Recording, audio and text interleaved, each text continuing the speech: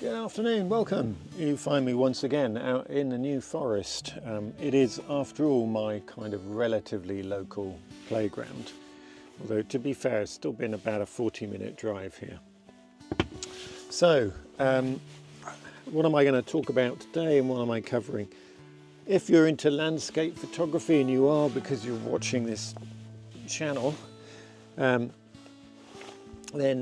you will not have failed to notice that it's bluebell season, it's spring, it's kind of mid to late April, and everybody is photographing bluebells, and you know, why not? It's a beautiful sight. It's a classic part of the British landscape at this time of year, and so I'm no exception. And excuse me while I get togged up, get my boots on and stuff. Woods and bluebells, that is the order of the day. And I talked recently in one of my videos about how we choose locations and what to shoot and stuff. And at this time of year and times like autumn and so forth, there are seasons where the things that we shoot are almost chosen for us. It doesn't mean we have to go out and shoot bluebells. It's not everybody's cup of tea. But occasionally, if you keep going out at these times, you might pick up something a little bit special. And I have seen one or two quite special bluebell shots online this year. But one thing, well, a couple of things that I've noticed, apart from the fact that there's a lot of bluebell shots about, one of the things I have noticed is there's a certain amount of secrecy in terms of where people are getting their shots. And I kind of understand that. Equally, I'm also frustrated by it because I've seen some beautiful shots online and I've thought I really want to go there. And but people are keeping pretty quiet about where their locations are. And I understand that. There are a couple of reasons for it. One, I don't think this applies to my channel because I have so few viewers. One is we don't want to spoil the locations for other people. Because if you've got a popular channel and suddenly everybody starts turning up there, one, it's crowded. Two, with something like bluebells, we can just ruin the location because they're quite easily damaged. I suppose the other reason is just one out of professional,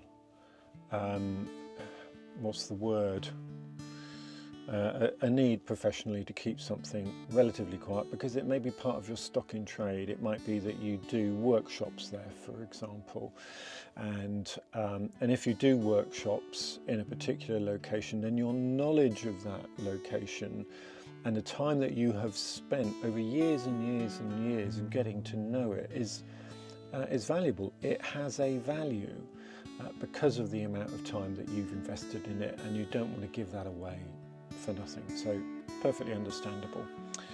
So so I find myself in an undisclosed location in the New Forest, where I've no idea whether or not I'm going to find bluebells, but it's a broadleaf wooded area. Not all of the New Forest is woodland, quite a lot of it is sort of heathland.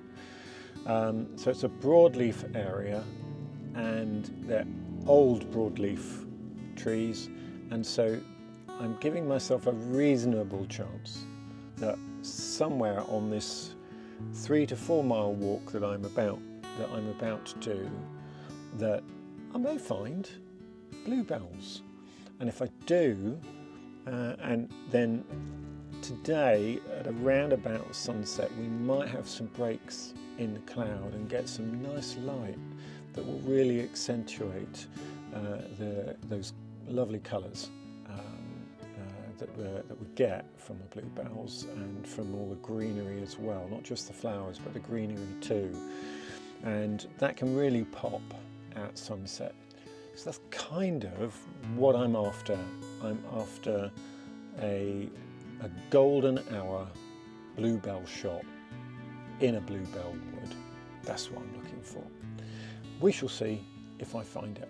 I've warbled on far too long, so I'll meet you out on the trail, as they say.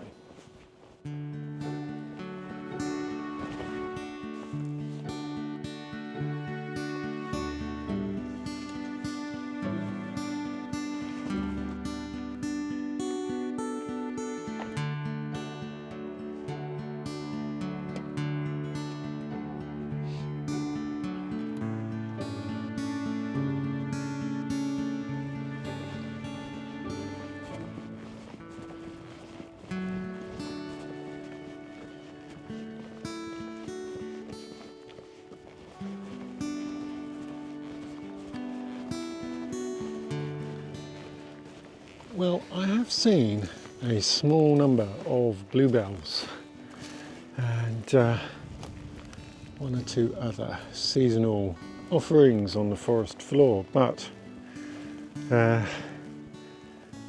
just have a horrid feeling they have been foraged by the animals that inhabit this area. This is the sort of woodland that I would expect to find them in, but anyway, I shall keep going. And while I'm going, I will keep my eyes peeled for trees of character and woodland shots that might be worth me taking.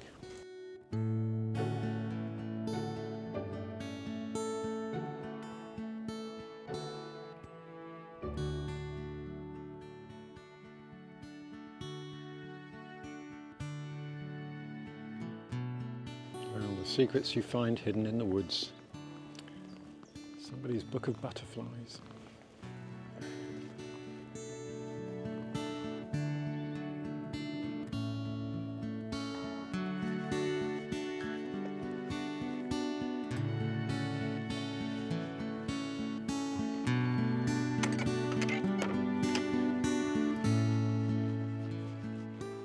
Just bumped into a couple of dog walkers, and they tell me that if I follow this track down to the left, there's loads of bluebells.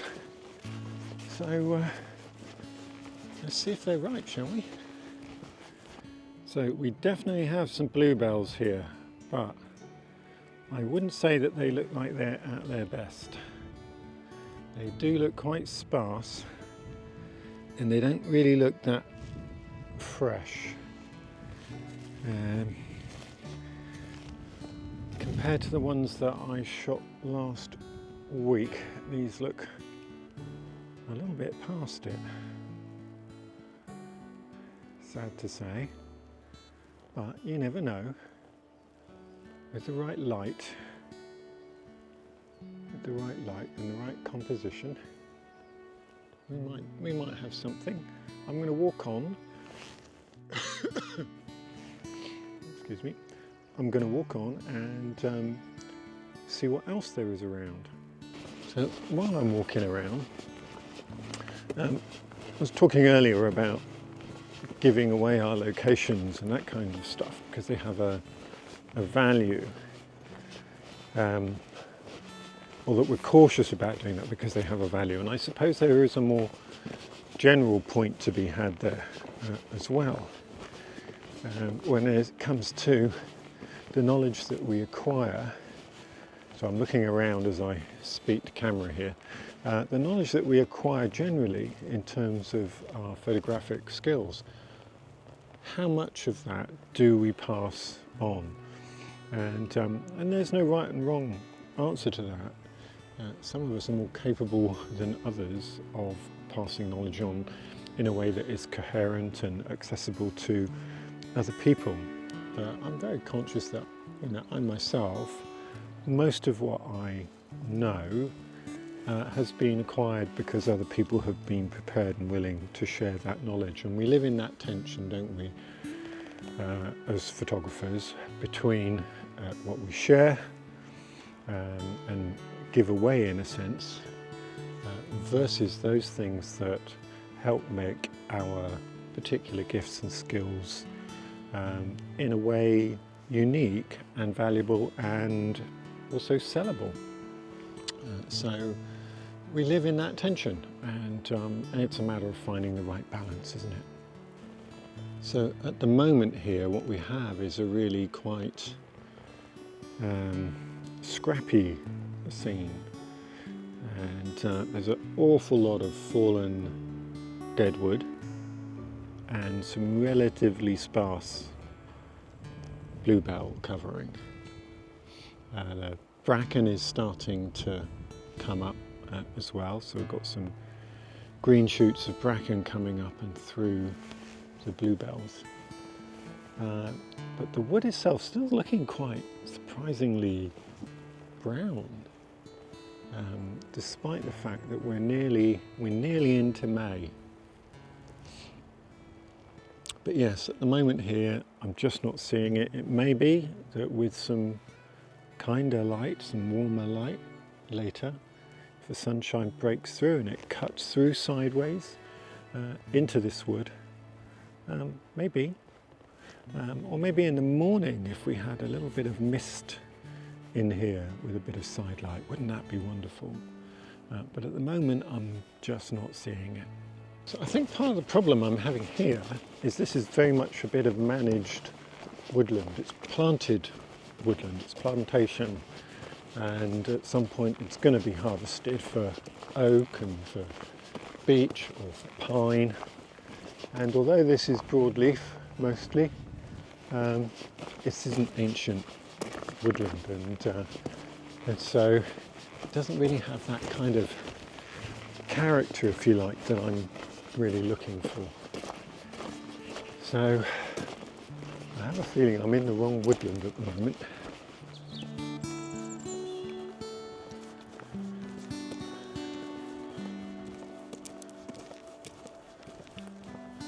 Some sign of hope. If my map is correct, then up ahead, and I'll turn the camera around, up ahead we have a more broad-leafed section of the wood, and some of those trees look a bit less plantation type.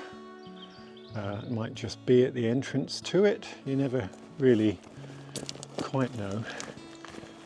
And I quite like the scene of that gate there with the path that winds away the other side of it, round and to the right. Let's see if we can zoom in a bit.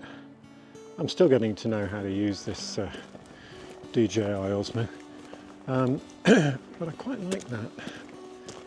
It kind of leaves a sense of mystery, doesn't it? Of, oh, I wonder where that path goes. So I'm just going to wait here for a moment or two and see what the sun does and whether or not it makes this image look a bit more attractive, and then I might try it at different focal lengths and with different aperture settings and see which of these I prefer. I'm not quite sure whether I want the background out of focus or not, or whether I want a lot of depth of field on this. So in those circumstances, the best thing to do is just to shoot both, and you can decide later then. And the other thing, compositionally, is just step off the path a little bit, and then that gives you the lead-in line of the path leading in from the left corner of the image up towards the gate, and it just leads your eye very simply into the image. And if any of those shots are any good, then here's the shot.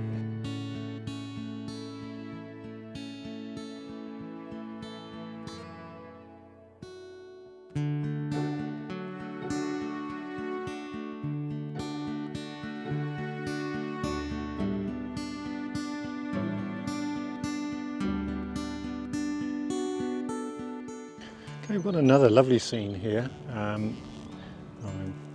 haven't really got the light right for this. I'm going to turn you around, see if it will expose better. There we go. And I'm loving that. There's this bridge up here, which I have photographed before, many, many years ago, but not from this position. And it was a really dull, overcast day. It's starting to brighten up now. We're starting to get some detail in the clouds, and in this shot, I'm actually not too worried about including the sky because we've got some nice information in it now. And we're looking out from the woods towards the kind of the heathland and moorland out there, and so I'm happy to have a wider view. I want to make sure in this image that the whole of that tree just beyond the bridge is in, but not an awful lot more at the moment. And again, if that shot's any good, then here it is.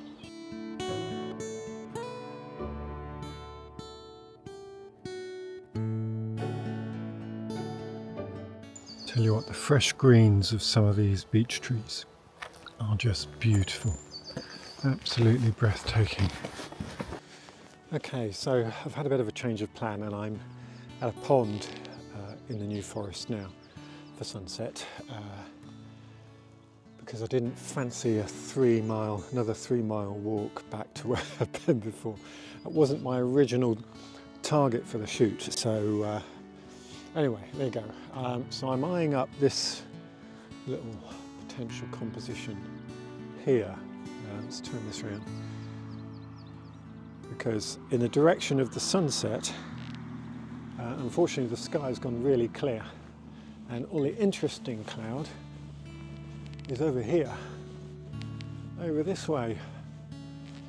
Now we've got some nice side light here, and I'm thinking if I come back further, then we'll get the nice side light on that tree and we'll get some of the drama of the clouds behind. So I'm going to have a go at that, and if I get this way a bit, then I'll get that tree that is to the right as well of this central bush unobstructed. So I think probably about here is going to be about the ideal position. So I'm going to set that up and we'll see how we get on.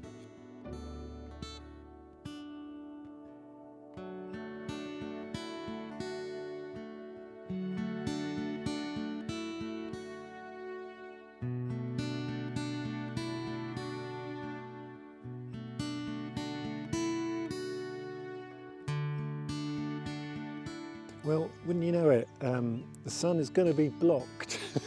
Oh no. But we have got some really interesting sky up here. So I'm going to try and make use of that.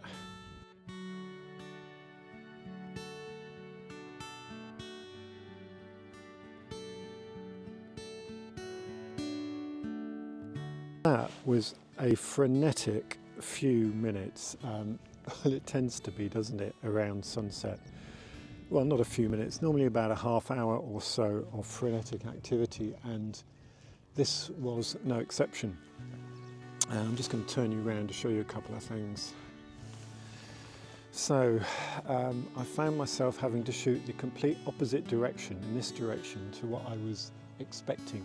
I had a number of compositions in mind over the other side of the lake, shooting back towards me and towards the sunset, because it for all the world looked like these clouds up here were going to be behind me, behind where I am now, and that the sun would light them up in front of me, but they just didn't come this way. They stayed where they are. They haven't moved very much, in fact. So that meant I had to completely suddenly start running around like a headless chicken trying to find other compositions.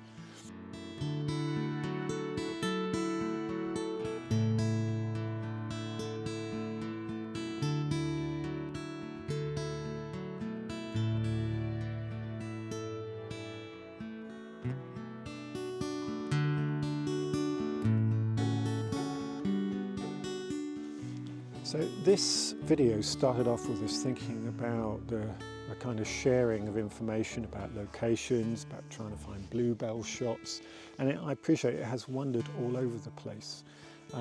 But as I mentioned earlier, there is this more general point that it isn't just about you know, sharing our locations, it's about all the other information that we share as well, about the things that help us to get better and better each time we go out as a photographer, the little tips that we learn from other people. And personally, I would encourage us not to be too precious about that side of it. Okay, I think that's enough. I'm going to sign off now. Hopefully I've got one or two nice shots here, and if I have, I will show them to you now. And in the meantime, thank you very much for watching. If you've made it this far, you're a trooper, you're amazing. I'm going to try and cut this video down as much as I can, but I'll look forward to seeing you again next time. So thanks once again. Please like, subscribe, all those happy things that help the algorithm, and see you again soon.